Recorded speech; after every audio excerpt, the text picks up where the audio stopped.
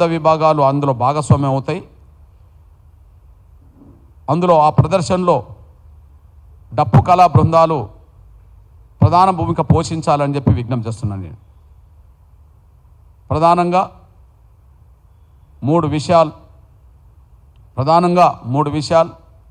ఒకటి, ఎస్సీ రిజర్వేషన్ల వర్గీకరణ మీద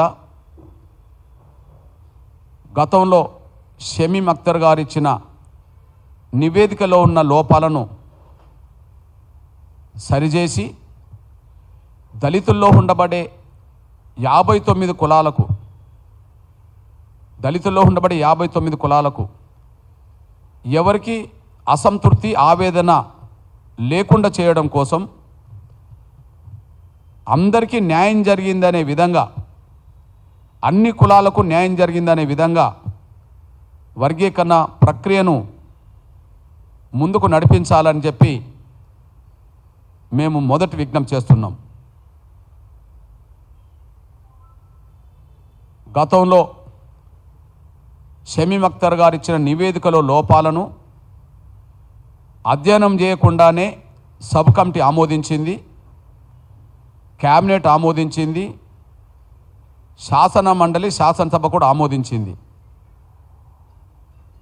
దాని తర్వాతనే అందులో లోపాలు ఉన్నాయనే విషయం మేము ప్రభుత్వం దృష్టికి తీసుకొచ్చినాకనే అందులో లోపాలు ఉన్నాయనే విషయం,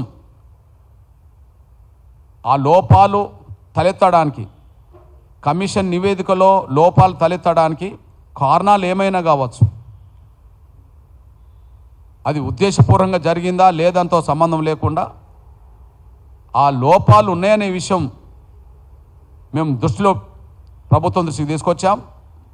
తర్వాతనే మళ్ళీ కమిషన్ గడువు, అప్పటికే కమిషన్ గడువు ఫిబ్రవరి 10తో అయిపోయినా మళ్ళీ కమిషన్ గడువును మార్చి 10 వరకు పొడిగించడం ఆ రోజు జరిగిందనే విషయం కూడా గుర్తు చేస్తున్నాను నేను. కాబట్టి రేపు షెడ్యూల్ కులాల వర్గీకరణ ప్రక్రియను ముందుకు సాగించే దశలో ముందుకొస్తున్నప్పుడు ఎస్సీ వర్గీకరణ విషయంలో ఎలాంటి మళ్ళీ లోపాలు తలెత్తకుండా, దళితుల్లో ఉండబడే 59 కులాల్లో ఏ కులానికి అసంతృప్తి ఆవేదన మిగిల్చకుండా అందరికీ న్యాయం జరిగే విధంగా, మీరు వెనుకబాటు చూసినా ప్రతి కులంలో ఎంత వెనుకబాటు ఉన్నదో ఆ వెనుకబాటు చూడండి, జనాభా పరంగా చూసినా ప్రతి కులానికి జనాభా ఎంత ఉన్నదో చూడండి. ఏదైనా ఒక కులబద్ధత అనేది అందరికీ వర్తింపజేసే విధంగా ఉండాలని కోరుతున్నాను నేను. అది వెనుకబాటుతనం చూసినా ఆ కులబద్ధతే ఏ కులంలో ఎంత వెనుకబాటు ఉన్నదనే విషయం కులబద్ధతగా చూడండి. జనాభా పరంగా చూడదలుచుకున్నా ఏ కులానికి ఎంత జనాభా ఉన్నదో ఆ కులబద్ధత కూడా చూడండి. కానీ గ్రూప్కు ఒక కులబద్ధతగా చూసే విధంగా కాకుండా, గ్రూప్కు కులబద్ధతని చూసే విధంగా కాకుండా, గతంలో దోసుకున్న ఒక వర్గానికే మళ్ళీ దోసిపెట్టే విధంగా కాకుండా, వర్గీకరణ లేనప్పుడు ఏ వర్గం దోసుకున్నదో మళ్ళీ వర్గీకరణ జరుగుతున్న సమయంలో కూడా ఆ వర్గమే మళ్ళీ దోసుకునే విధంగా, మనకు నూతన లైసెన్స్ ఇచ్చే విధంగా కాకుండా అందరికీ సమన్యాయం జరిగే విధంగా, మీరు వెనుకబాటైనా చూడండి, మీరు జనాభాన చూడండి. ఏదేమైనా 59 కులాల్లో ఏ కులంలో వెనుకబాటు ఉన్నదో, ఏ రంగంలో వెనుకబాటు ఉన్నదో అది విశ్లేషించండి. ఏ కులానికి ఎంత జనాభా ఉన్నదో అది కూడా సమాజం ముందు పెట్టండి. ఎవరికి అన్యాయం జరగకుండా చూడాలని మాత్రమే మా విజ్ఞప్తి. ఈ డిమాండ్ మీద 3వ తారీఖు నుంచి 10వ తారీఖు వరకు అన్ని జిల్లా మండల కేంద్రాల్లో నిరసన ప్రదర్శనలు వారం రోజుల పాటు ఉంటాయి. ఆ డిమాండ్తో కూడిన ప్రదర్శనలు వారం రోజుల పాటు ఉంటాయి. అదే సమయంలో ఖచ్చితంగా రెండో డిమాండ్గా మాదిగల రాజకీయ ప్రాతినిధ్యం మంత్రివర్గంలో ఉండాలని చెప్పి మేము డిమాండ్ చేస్తున్నాం. తెలంగాణ రాష్ట్రంలో అతిపెద్ద జనాభా గల కులం కేసీఆర్ గారి 9.5 సంవత్సరాల పాలనలో 9 ఏళ్ళు మాదిగలకు మంత్రి లేకుండా పోయిండు. 9 ఏళ్ళు మాదిగలకు మంత్రి లేకుండా పోయిండు. ప్రస్తుతం మాదిగల ప్రాతినిధ్యం ఖచ్చితంగా మేము మాదిగలమే అని చెప్పి ధైర్యంగా చెప్పుకునే వాళ్లకు,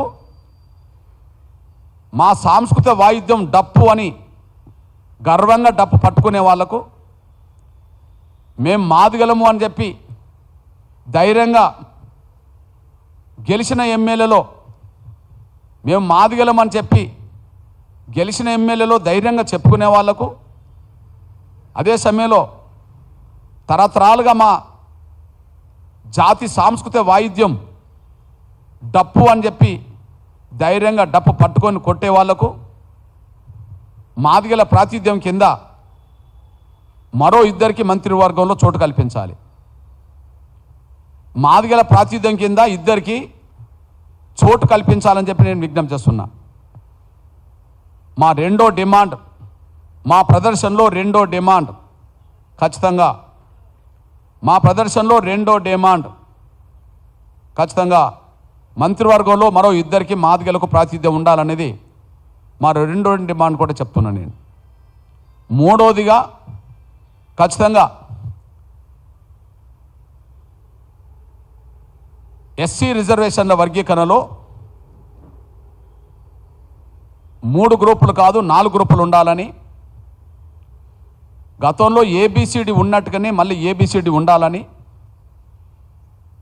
ఏబిసి వరకే ఎందుకు పరిమితం చేశారో, డి ఎందుకు లేకుండా పోయిందో, 3 గ్రూపుల వరకే ఎందుకు పరిమితం చేశారో, 4వ గ్రూపు గతంలో ఉన్న గ్రూపుని ఎందుకు రద్దు చేశారో ఖచ్చితంగా కమిషన్ సరి అయిన విధంగా వివరించలేకుండా పోయింది. 3 గ్రూపులే చేస్తున్నామని చెప్పి ఎందుకు చేయాల్సి వచ్చిందో, 4 గ్రూపులు ఎందుకు లేకుండా పోయినాయో ప్రభుత్వం కూడా వివరించలేకుండా పోయింది.